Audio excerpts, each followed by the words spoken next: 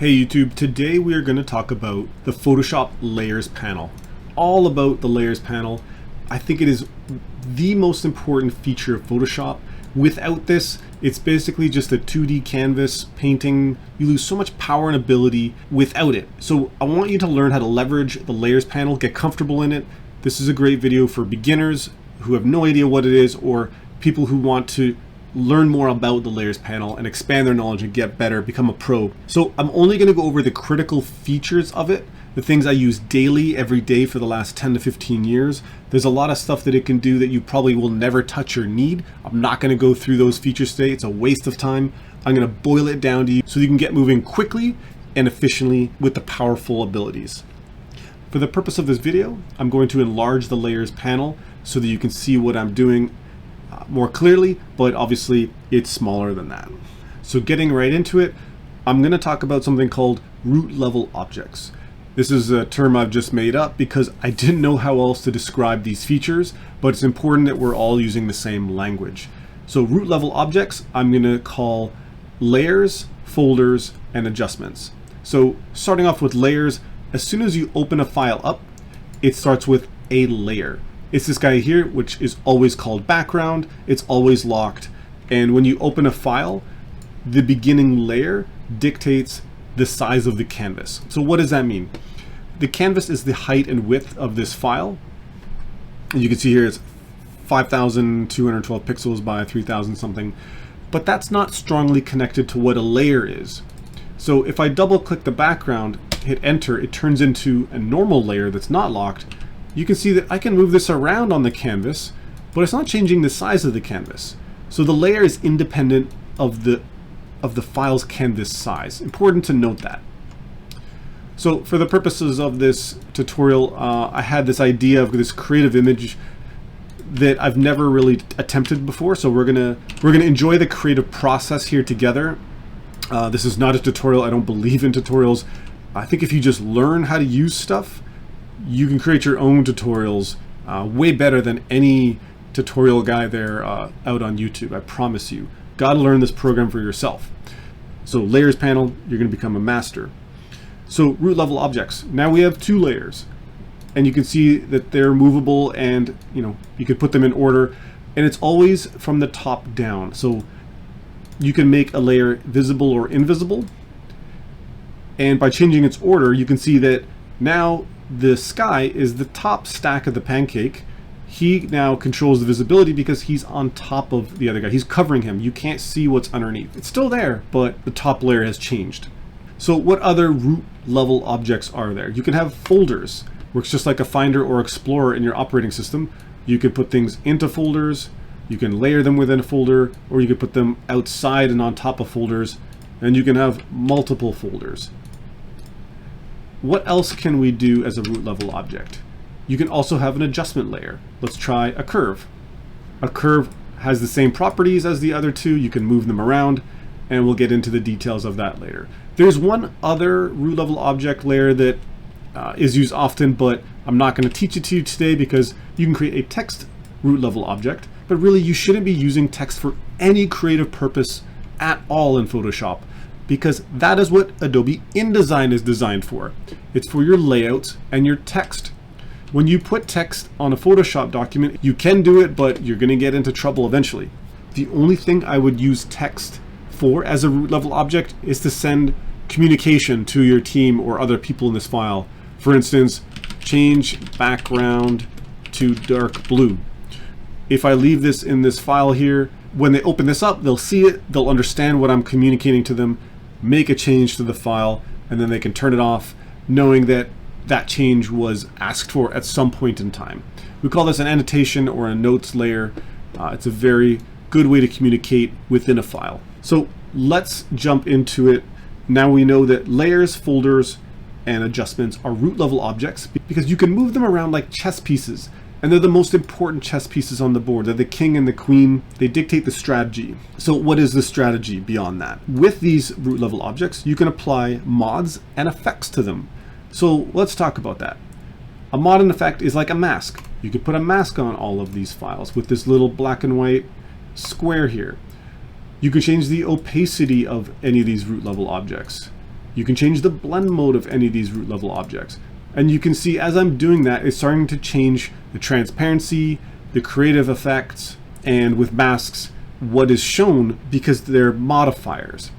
One other modifier is links. If I link two objects together here with a chain link and I try to move one of them, it'll move both of them because it's connected through the link. So let's get back to before we modified anything, quickly talk about the mask modifier if you don't know what a mask is. I'm going to do a quick selection here of the guy with select subject, and I'm going to mask him out by clicking on my mask, and you can see the bounding box goes over the mask. I'm going to invert the selection, and I'm going to paint everything in the mask, which is now white, black in that area. So now I've got a black and white mask, and watch what it does to the layer. It removed anything from that layer that was black, indicated as black in the mask, and it left anything that was white. So playing with black and white is very important, is a very important modification that you can actually port over to other root level objects. So I can copy and paste that mask into the sky here, and now I have a sky guy. You can even do it to an adjustment layer or a folder. If I wanted this mask to apply to everything inside a folder, I could take this mask and put it on the folder, and now you can see that it's applied the mask of the folder to anything inside it. I'm just changing the visibility to show you, but you can start to see how folders are so important. So why don't we just jump into that right now, talk about those root level objects in more detail. What are folders for? Well, we've just shown you they can group a modification and apply it to everything inside, but they're primarily organization. This could be called, main group of images. And if I get multiple folders, I can expand and contract them to start controlling how much is being shown here at one time. Maybe I only need to work on the main group of images at this point in time. I don't need this visible, and I understand it through the naming structure. It's good to name your layers too as soon as you get more than one. This is, the jumping guy. This is the sky. And like the layer mask, the folder can also control what the adjustment layer is going to do. So let's get into the adjustment layer. So like the mask, an adjustment layer impacts anything that is underneath it. So if I make this curve darker, you can see both the sky and the jumper are getting darker because they're underneath it. But if I change the order, you can see that only the sky is impacted now because that's the only thing underneath it. But what happens if I want to make the guy darker and not the sky? I need that up top because the guy is on top of the sky. You can make an adjustment layer apply to only one layer by holding the Alt key and clicking in between the two layers, and it works just the same way. But you can see here that it's applying to the background of the guy as well, which you may not want. And another important thing is if you have multiple groups of images and folders, you can apply the adjustment layer to the folder. So you can see here the sky and the guy are getting darker. So you can start to see how root level objects and modifiers are all working in combination to each other. And it's very important to learn how they interact. The last root level object here that we can talk about is the layer, which we know is just the object that holds the pixel data. But if you want to get a little bit deeper, something that's very important to know about is smart objects. If I turn jump guy into a smart object, you can see this little icon over him. But where it gets really interesting is if you start to add multiple things into a smart object, it turns it into a whole new kind of root level object. It's basically a super folder. It took everything inside it, flattened it so that it looks like a layer, but if you double click it, it opens up a file and it shows you everything that was inside it undisturbed in its original condition. So I can turn off that layer, save it, close it, and it will impact, and you can see here it got brighter, my smart object was impacted. So for the purpose of this tutorial, I'll just make jumper the smart object, and I will apply a liquify, and I'll show you what happens. the liquefy became a smart filter, something that wasn't possible before without a smart object. And this is really important because not only can I turn this on and off as I need to, I can even mask the smart filter, and I can even move it to another smart object that I have by holding the Alt key down. So I can manipulate other smart objects with that saved smart filter. I can also go back in and edit a smart filter, and it will remember what I did, and I can make a small adjustment to it.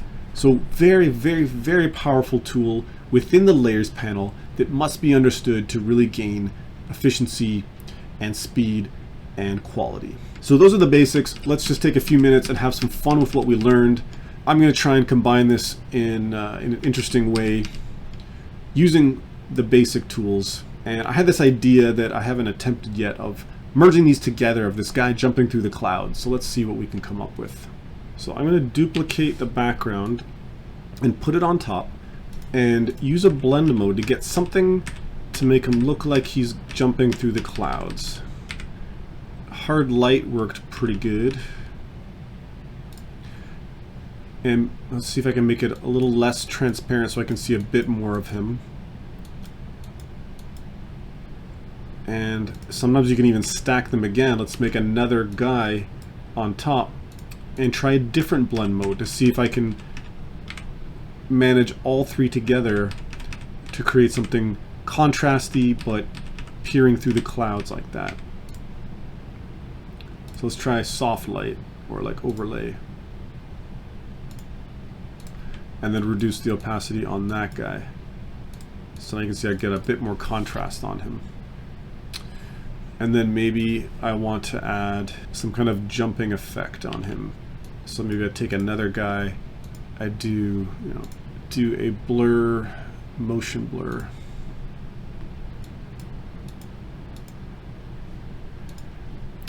But the effect looked kind of weak, so maybe I try a blend mode on that to really bring out, make it punchy. Usually a multiply is pretty strong. And then I can duplicate that a couple times to get something really powerful. Merge them all together so that it's one nice layer. And then maybe I can throw a mask on it, erase some of the top, because I just want him jumping up. I don't want him jumping from the bottom. And then maybe throw like a little gradient on that. And then maybe I want to crop it for Instagram. And then maybe I can make the background a little more punchy with an adjustment layer right above it. Let's try maybe levels, because it looks kind of flat. But I don't want it to affect the guy. Or maybe I do. Maybe I can bring it up, make the whole thing kind of punchier. That looks pretty good actually. So the adjustment layer is now affecting 4 different layers. So I'm just playing with the opacity that's utilizing everything happening, and it's being affected by it.